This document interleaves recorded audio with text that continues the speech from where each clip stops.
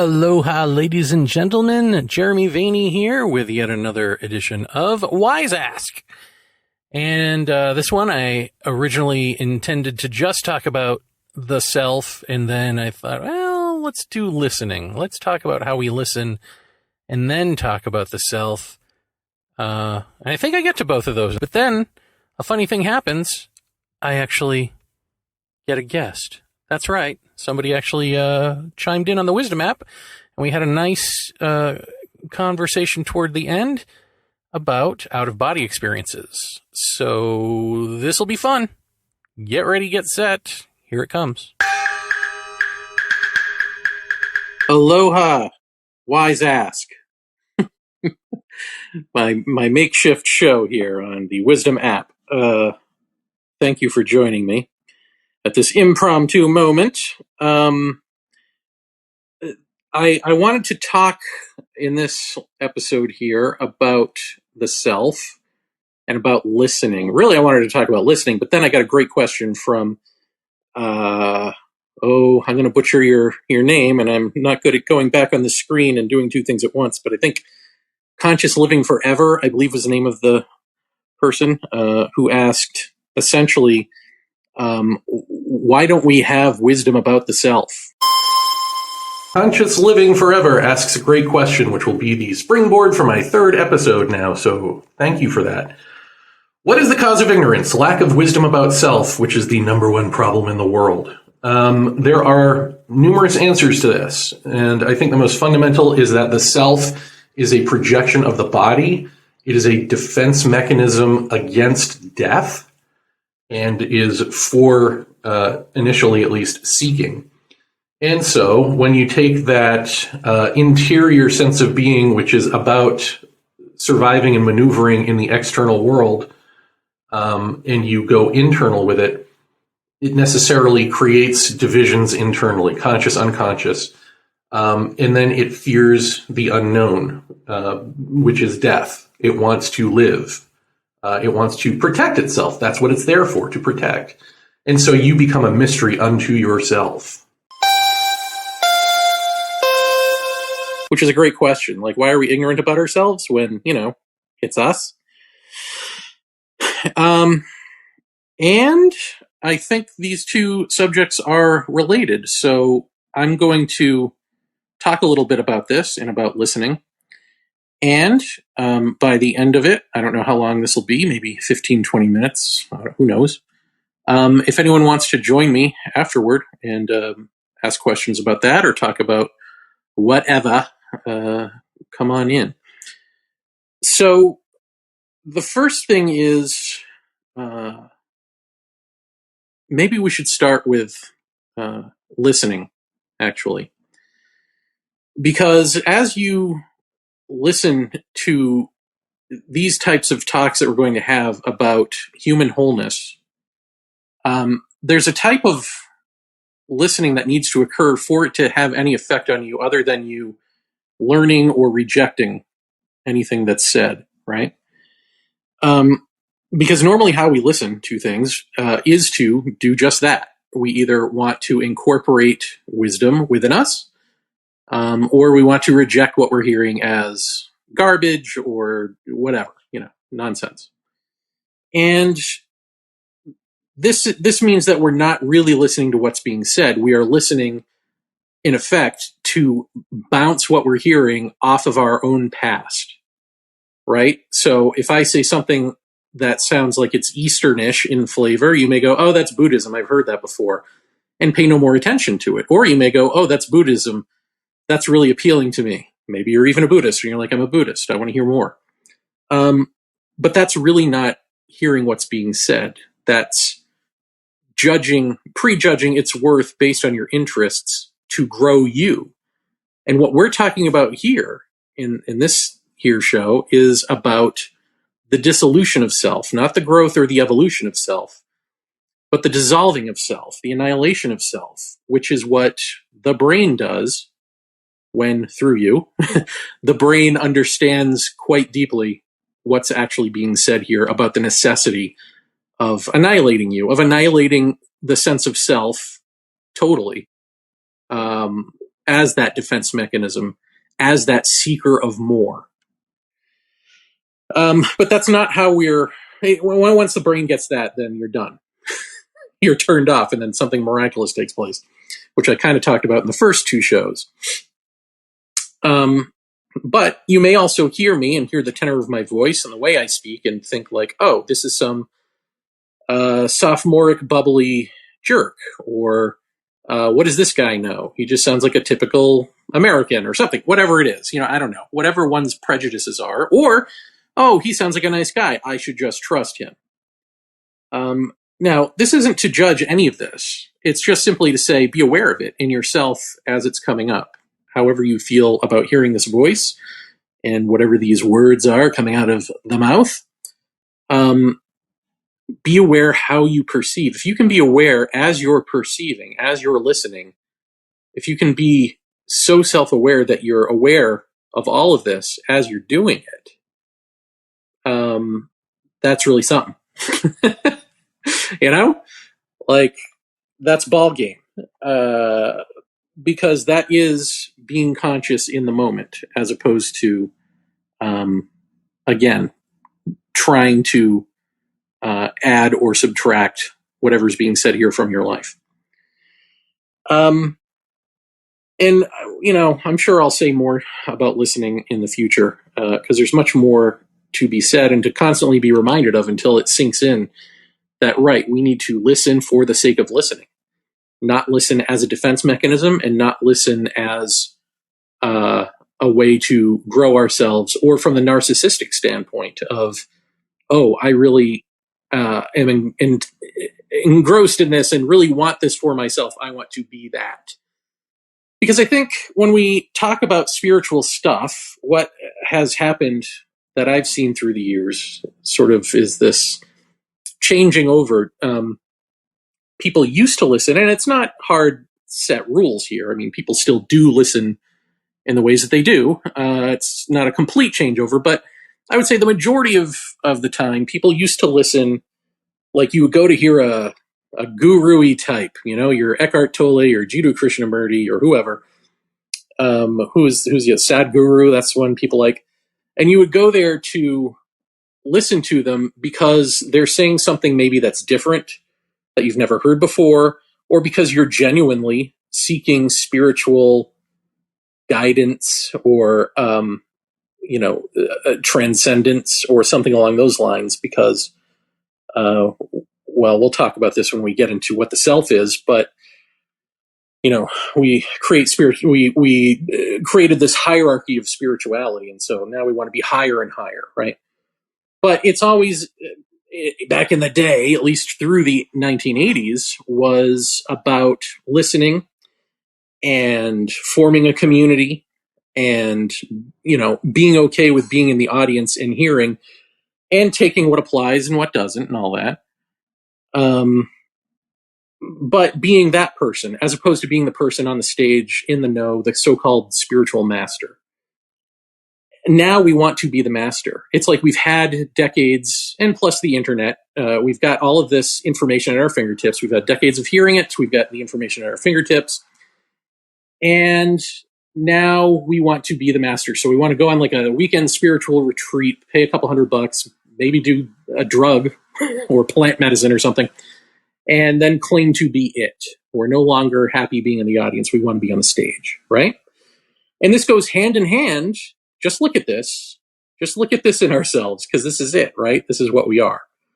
It goes hand in hand with our isolation. We're less and less community driven. We're less and less even going outdoors. And I'm not just talking about COVID. I'm talking about, again, since the advent of really video games and computers and all of that, TV, the enticement to stay indoors and then be on your computer now or on your phone and be isolated and interact through like text on screen or some artificial means of communicating. It does create a false sense of autonomy. And when you live in a culture that tells you I, me, mine, me, me, that's what's preached at you as the thing to get you to buy stuff, right? Like, you're the star, baby. You're it. Aren't you amazing? Look at you. Look at you and your ability to make decisions. Well, after a while, that propaganda, you start to believe it, and then you want to be the YouTube guru, right? But so in a way, even though I think it might even be getting harder to communicate this type of talk with people, perhaps not in this app. I mean, ironically, here I am on an app, telling you this, but this is where we are now. This is the community, the town square. And the other way also has trappings, right? Which is the obvious one is a cult, right? Like suddenly you might find yourself in a cult where what you thought was community and what you thought was some pretty good like self-help advice or some pretty good spiritual guidance or whatever suddenly turns into pleasing that master and the peer pressure to not tell anyone and to divorce yourself from your family and this is your new family now and blah blah blah. All that shadow side goes with being in the audience. The shadow side of course of being the false master, there is no mastery of this really, is of course that you're the cult. You're the head of the cult if you're lucky. So these are the problems, folks. This is what we are, and this is how we postmoderns, if we pay attention at all anymore to spiritual talks and stuff, we've just got to be aware of what motivates us to do it and be honest enough with ourselves. It might be easier, I don't know that it is, to tell someone who is purely a seeker for the sake, just going out there and listening to something as a seeker to stop seeking, for the sake of not seeking anymore, not because you want to arrive at some great enlightenment conclusion. That might be an easier conversation to have with the people in the 80s and earlier. I don't know that it is, since Jiddu Krishnamurti did say on his deathbed that nobody understood what he was saying in the way that they needed to. But it seems on paper, at least, that would be an easier person to have this conversation with than one who is purely listening to incorporate these ideas into their shtick, for self-empowerment and money or whatever it is, whatever drives us. So again, in this little space here, we're going to be honest with ourselves. And when I talk about things like yoga or meditation or self-help or these things, in terms of, well, that's not what we do here, that is not to denigrate them. They have their place for sure. In fact, I think you have to be as whole a self as possible, as healthy a person, that is to say, as possible, to be able to hear someone say, now it's time to put that person away. Now it's time for silence. Because the chattering mind is the unhealthy mind. I don't know if you've noticed this, but even just through basic psychotherapy or self-help groups or whatever it is, you may have noticed, if you've partaken, that the clearer you are, the quieter you are. It's no accident. So that's listening, at least for now. That's what I want to say about listening. And then about the self. Why is it that we don't, like the thing that I said in the last 2 episodes when I outlined about Kundalini and that energy that was not that, but came about because of it, and the whole I am experience of being nothingness, which is, timelessly creating everything and creating and is everything. If that's not just me lying to you, or if that's not just me having my own experience that has nothing to do with you, if in fact that is universal, and I maintain that that is universal, why wouldn't we just be born knowing that about ourselves? I mean, that's us, right? So why don't we know ourselves is kind of the question. And, one answer, from the point of view of time, if you were to look back at the species, you would probably end up finding, like a neurologist would probably end up finding something along the lines of, well, the self is a construct of the body that was originally patterned on the brain cells themselves. And it's about projecting into the world to discover and to protect. And so that's what you do, even though you don't need to physically do that anymore. to be protected in the same ways that we did before, that's the self construct that we are left with nonetheless, is this ever moving creature of time projecting out there, so on and so forth, in a defensive way. And that will probably end up being true. But what's also true is inherent in the no thing experience, the nothingness or no thing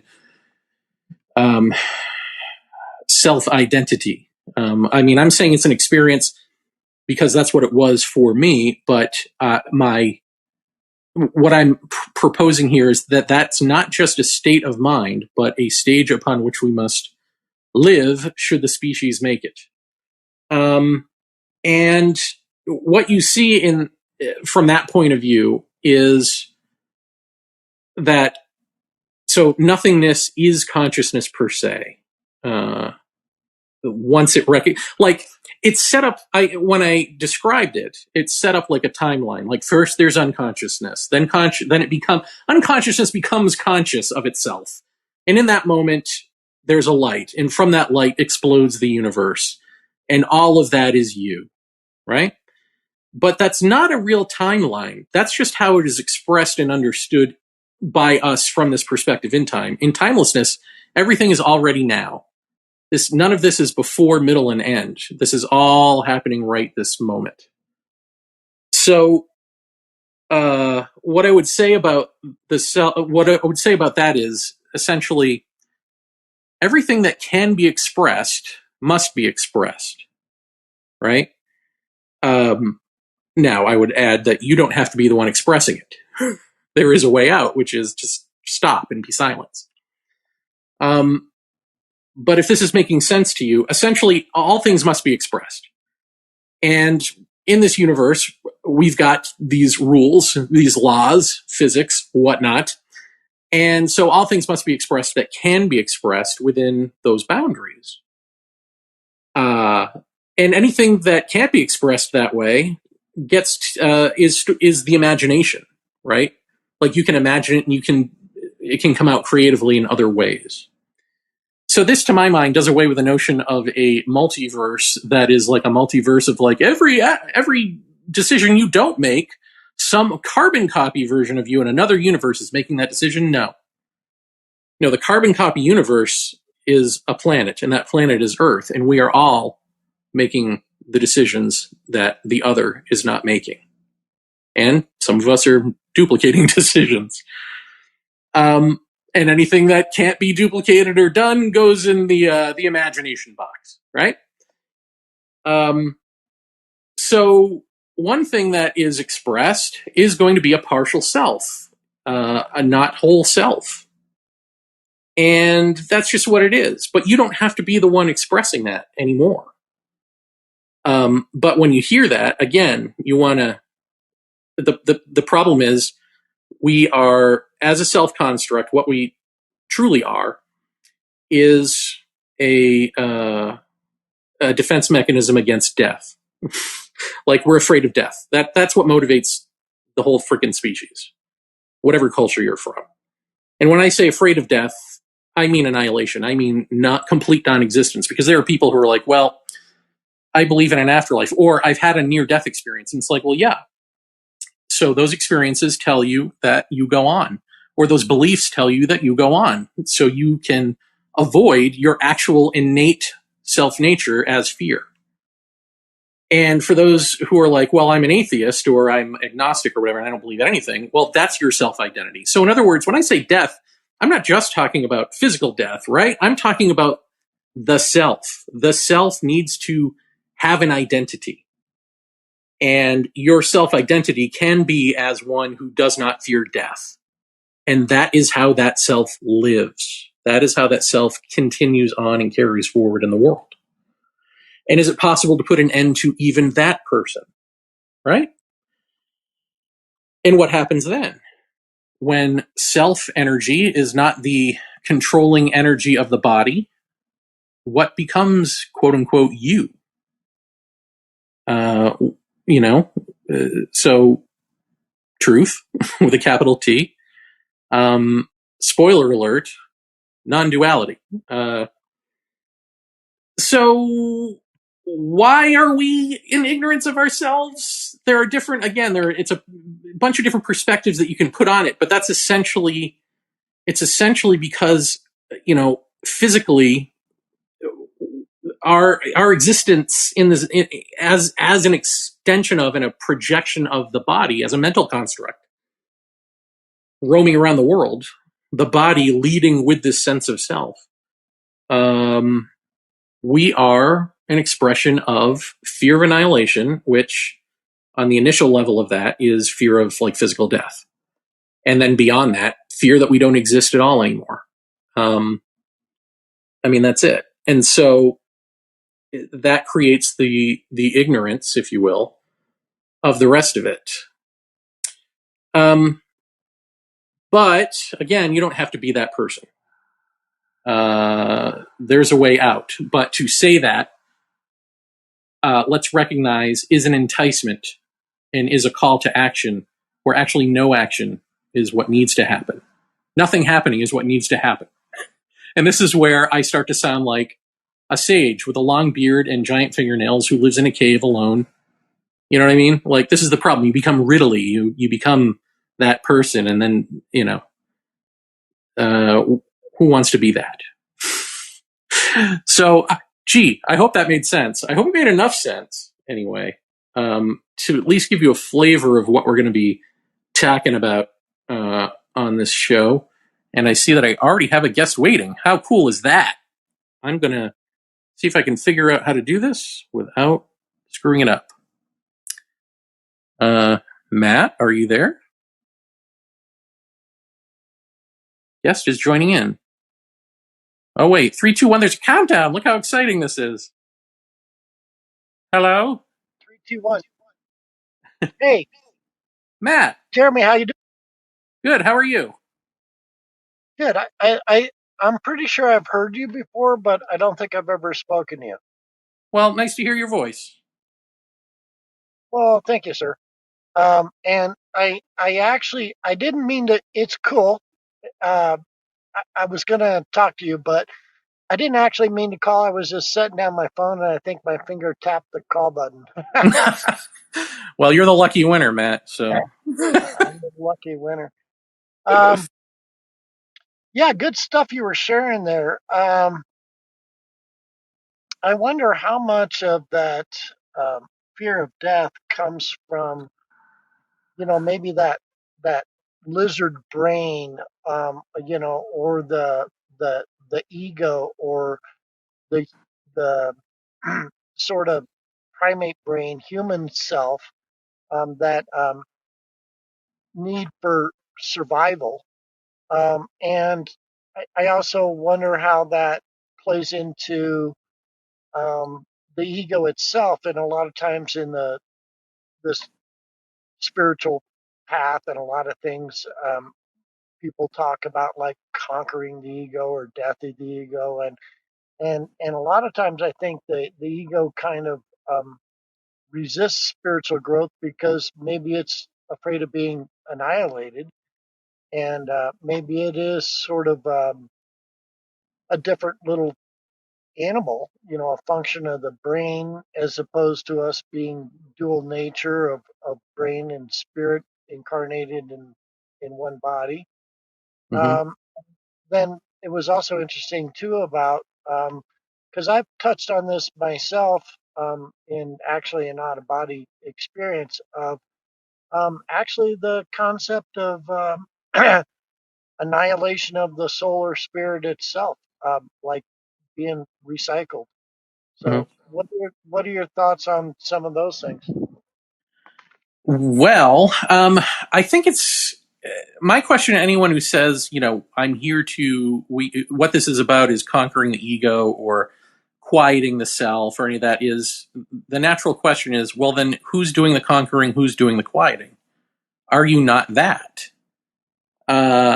So I think and as you're saying about like, there are people who are resistant to, I don't know, spiritual, I don't know what you want to call it, metamorphosis, transformation, something. I think they're just flip sides of the same coin of a lot of the people who are for it, which is just however you think about yourself is what you want to maintain. Like, however you really truly. So, if you really truly believe yourself to be non spiritual or whatever, then that's likely what you're going to try to maintain in life. And if you're someone who believes that you deserve more or are more and you're going to go out there and find it, then that's also you in action. So, in other words, there is no self that is divorced from those characteristics. They are you. So there is nobody who's really growing. There is nobody who's really stagnating. There is no ego separate from you. In fact, the revolutionary discovery to make here, I think, is that you are thought. Because a lot of what we're told is that we're not our thoughts. In fact, a lot of meditation is about watch your thoughts as they go by and try not to let them, control you or grow too much or whatever. All of that sort of controlling stuff. It's like, well, but wait, you are thought. And actually, if in a moment of an extreme anger, extreme joy, extreme love, extreme jealousy, if you can have the inkling in that moment to realize that you are that, there is no you who's feeling that way. You are that feeling. You are that doing. That's a revelation that can actually shake you. You know what I mean? And I think it's those kinds of revelations, because we're talking about transformation that is instantaneous in a snap of a finger, as opposed to like you learn about it and you grow with it. And then you go, oh, that's because that's what we do with school and that's what we do with everything else. So why wouldn't this be that way? And this isn't that way because it's literally not a thought construct. And all of those other ways of growing and learning are thought constructs. And I would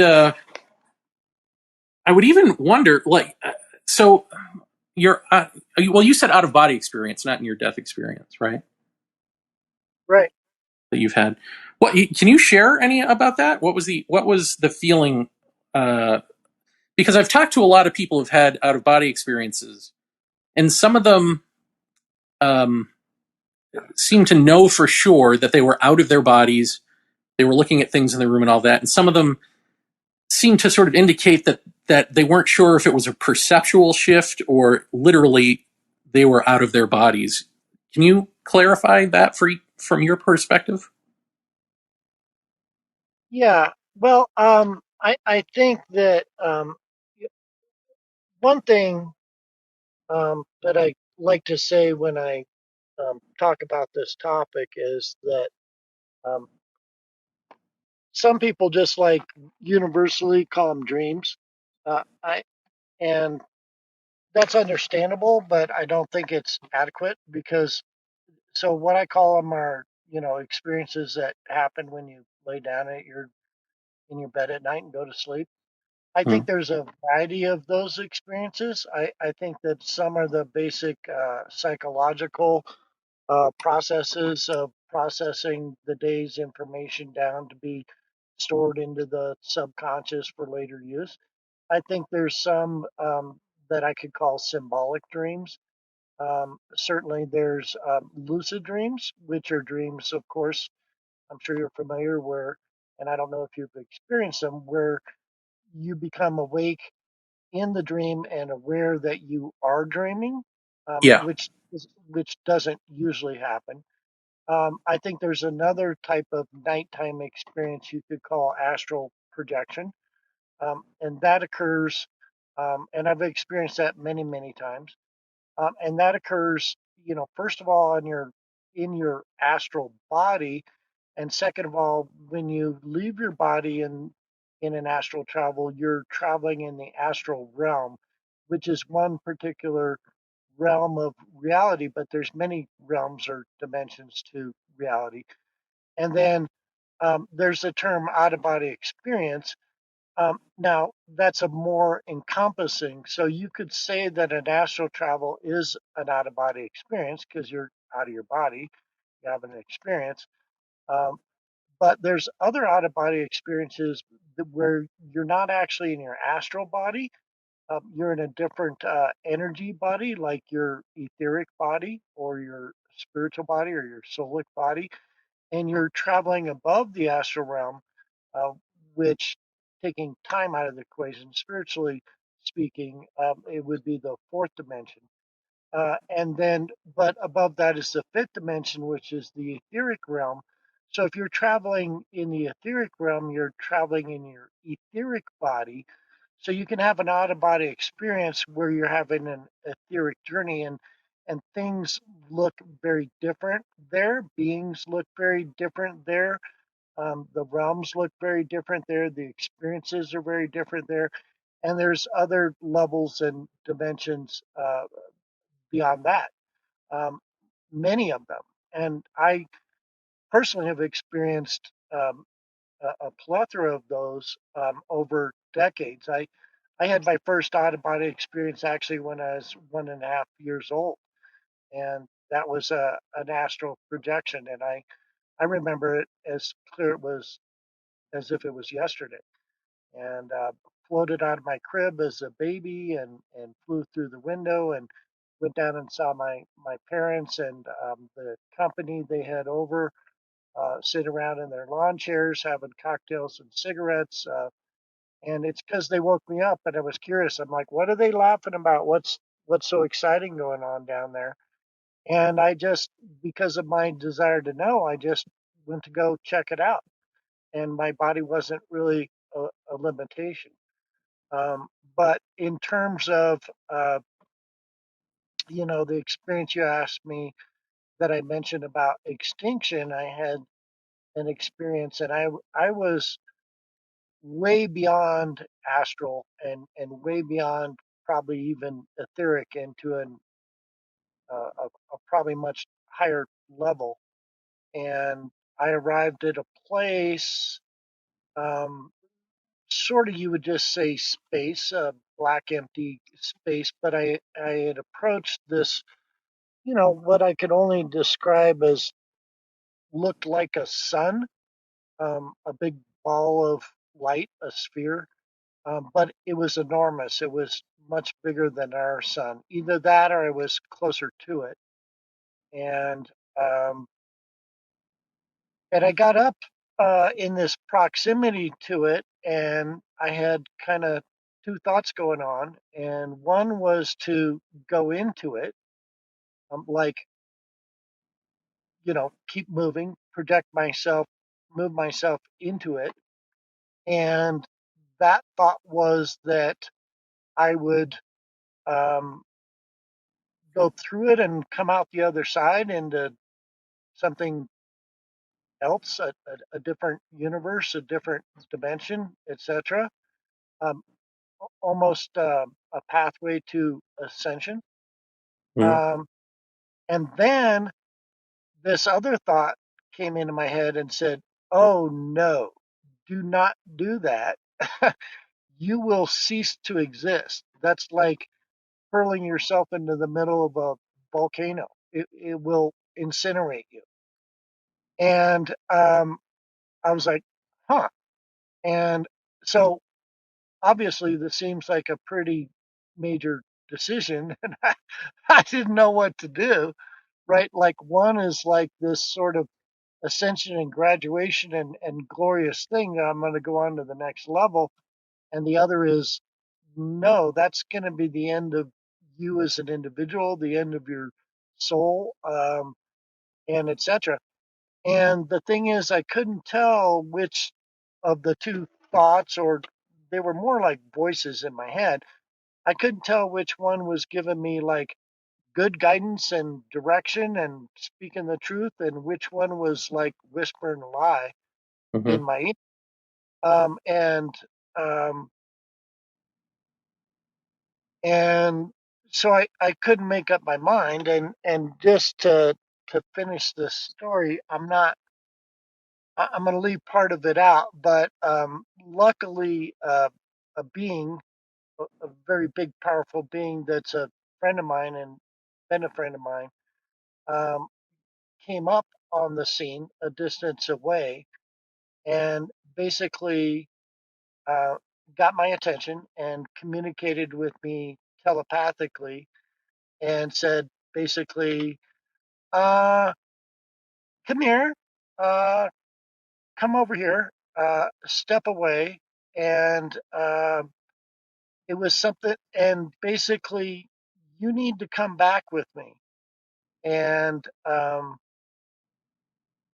and that was pretty much it. It was sort of like, So the decision was made for you. no, I still decided whether to listen to that being, but like I said, that was a being I had known and trusted for decades, so I took their counsel and advice. So And what? Well, I was just going to ask, I just what is the feeling when you're in a state like that? I mean, it doesn't sound like you feel fear or anything. Is that something that you got over, or was there never fear? I don't know. There was never fear. Well, maybe a low level of fear. I would say the best feeling I can describe is just confusion. Hmm. Um, wasn't I wasn't particularly afraid, like when you feel fear here. I didn't really feel fear in that way. I wasn't afraid. I was confused. When there was the guidance that, oh no, don't do that. If you do that, you'll cease to exist. That kind of generated something akin to fear, but I didn't really feel it. It was more an intellectual thing. And I will say, I just have this knowing somehow, some way, that at some point in time, I don't know, this lifetime, another lifetime, whatever, I will actually be faced with the same decision, being faced in the, I'll be in the same place and I'll have to make that decision either to go into it or not go into it. And Hmm. I don't know how that's going to come out. Well, Matt, it looks like you're going to get cut off here, so feel free to call back in or whatever this is if you want to. If not, I'll just say thank you for sharing that, and then I'll riff on it for a bit here if I can. I don't know. I would love to hear more about that because I've not had those types of experiences. I mean, you know, in fact, I guess what I'd like to ask is because you had mentioned lucid dreaming, would you consider that to that be for that to be an extension of lucid dreaming? Because certainly in that sense, I've had those types of experiences, but nothing that I would call an out of body experience. Although when I had the big I am experience coming back in to myself from it, I certainly saw like blood and bones and crap in my own body as I was coming back into myself.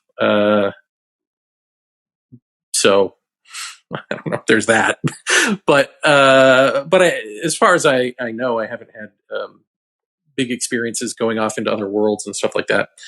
But I find that interesting. The idea of there being you've got a choice. You can either keep tooling around this bunch of crazy worlds, or you can be annihilated.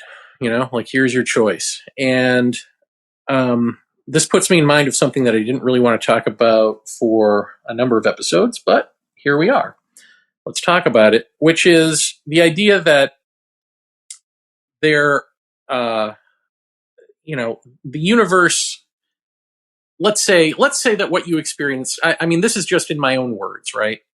So there's no hard and fast. I'm telling you a fact, and you've got to frame it this way. But I would frame it like those realms that you're talking about are sort of like death realms.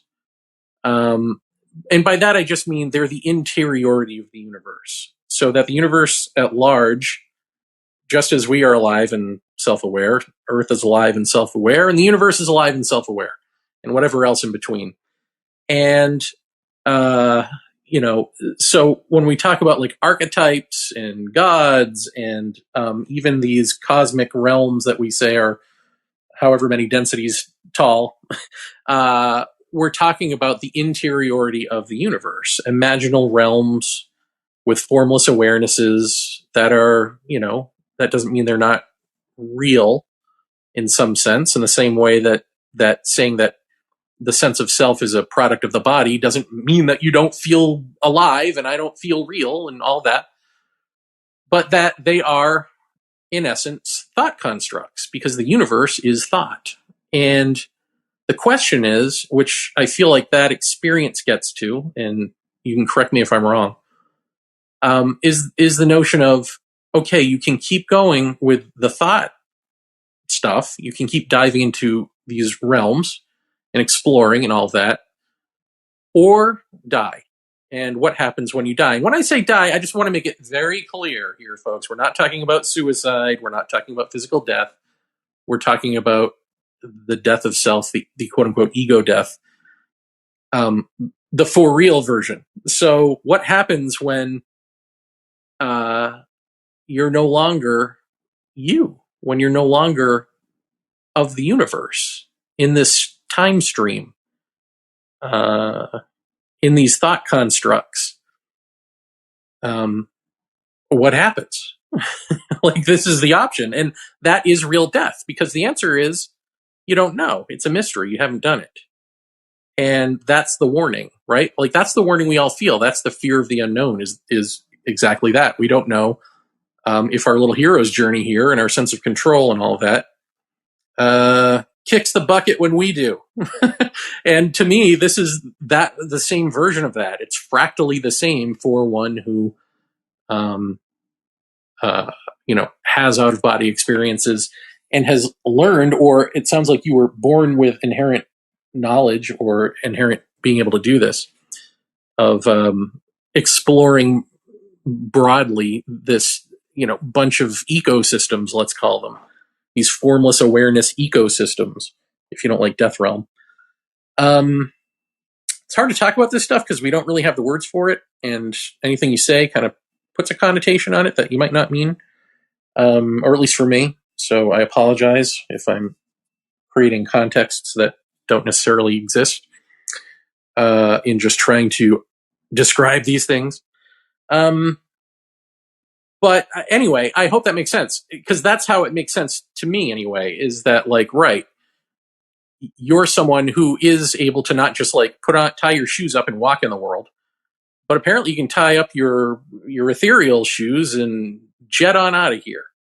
And so for someone like you, how do you, if the death of self is the thing that needs to happen for us to be whole, how does someone like you, who's able to go far and wide like that, how are you supposed to be able to recognize the question of the death of self when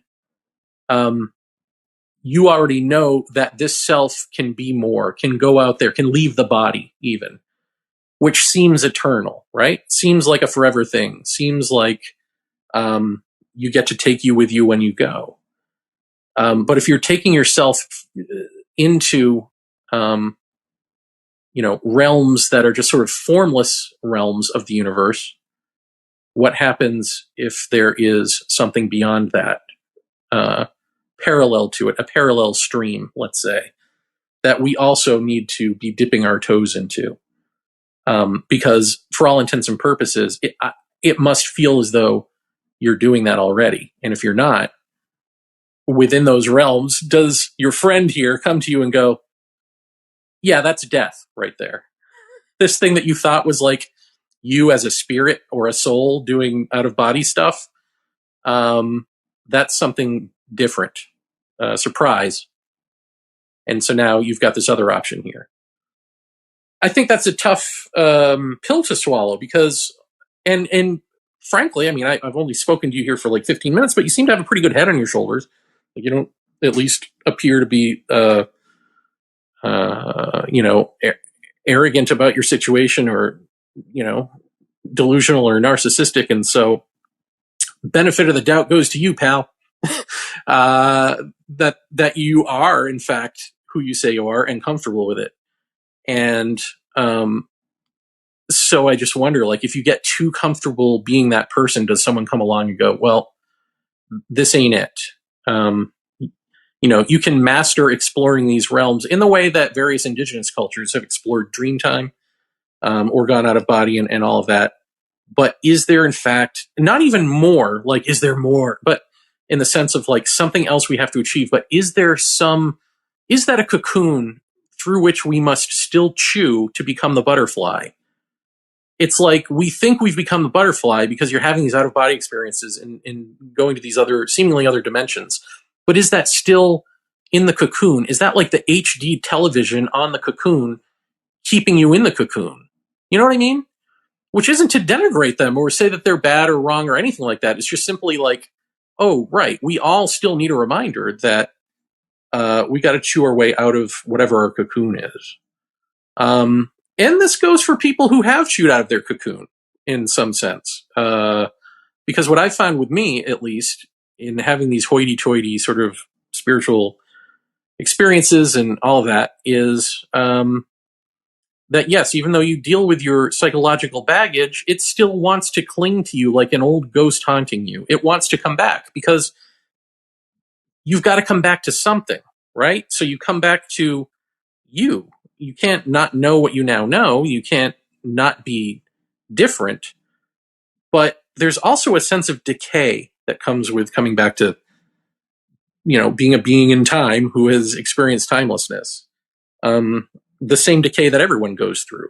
And you can pretend that you're not that, but that's when you become the crappy guru type, the person who abuses people, who has had these experiences, maybe starts talking about them altruistically at first, but then something happens and the narcissism takes over, and then you want more and more and more, and power and control and all of that. And the thing that's tricky about that also is, and I should have said this, I guess, maybe up front, but like the language used to express truth is also the language used to abuse it. Like we share the same language with the people who would steal it from us, right? So when you talk about people love shades of gray. People hate judgments. But when you talk in a way that sounds judgmental, but which is really discernment, or when you say, for instance, there's truth and there's everything else. You either are it or you aren't. Like those types of extremes. We also see this in cult language, right? Where they say, look, you either, if you don't get what the master is saying here, there's a problem with you. It's your fault because the message is perfect, right? Like that's the abusive way to say it. And so it's weird. It's like, I don't know how to get out of this problem of language. But there it is. There's truth and there's everything else. But I won't, I promise I won't hypnotize you with that and ask you for money or whatever. All right. I'm hoping that this made some sort of sense. If it didn't, if this sounded like a bunch of babble and is poorly articulated, I will say, one, I am tired and I apologize. But two, it is kind of hard to talk off the cuff about this stuff. And so let me know if anything is confusing, so that I can try to better elucidate next time and maybe try to choose my words carefully beforehand. And because I know that sometimes going off the cuff, it's like, well, I know what I'm talking about and everyone else will too. But no, it doesn't really work that way. So yeah, let me know. And I don't know if anyone, I don't know what parting words of wisdom I can give here, except just be aware. I want to go back to listening because it all comes back to the basics. Like we can talk about our interesting experiences and, Matt with the out of body, me with the Kundalini, or even the so-called alien abduction or whatever, things I may not even get to on this show. But as you're listening to this, what is it that's attracting you to it? Why are you listening to it in the first place? Is it because you want campfire stories? Is it because you relate to it? Is it because, what is it? Because I want to try to get away from those as an enticement. Like, talk about them where it illuminates a subject or it is important to highlight something. But in terms of an enticement to come and listen, I don't want it to be about distractions, right? Like for me, that's what they become when we talk about this stuff. Even though they're the enticement, right? Like this is the irony too, or the paradox, maybe the paradoxical irony, is like the thing that brings us to a talk like this, to listen in the first place, the thing that, you're seeking is the thing in the way. The seeker is in the way of truth. And the second that the brain gets this, the seeker dissolves. And if there is such a thing as truth, truth be there in, lighting the darkness. And so it is here, right? Like you come maybe wanting to hear these types of stories. And then the person telling you the story says, okay, there you go. But it isn't about that. Those are a distraction. And the reason that those are a distraction is because those are after the fact. If they don't apply to your life now, then they apply after the fact. And maybe I'll pick up with what that really means in the next little bitty episode here. All right. Thank you, everyone, for bothering with this in the first place. And I think while you're here, let me just tell you that I think when next I do this will be Tuesday, maybe at, let's say 11-ish, 11:30. Let's say 11:30, Hawaiian time. So, which I think is what? I don't know what that is. 11, 12, 1:30 Pacific time, and then 2, 3, 4:30 Eastern time. I have no idea what time it is where you live. But, just look up Hawaiian time and 11:30. Okay, Tuesday. All right. Thank you, everyone, for listening. Again, don't be strangers, and feel free to be a guest on the show or come talk to me in any way you feel comfortable. All right. Take care.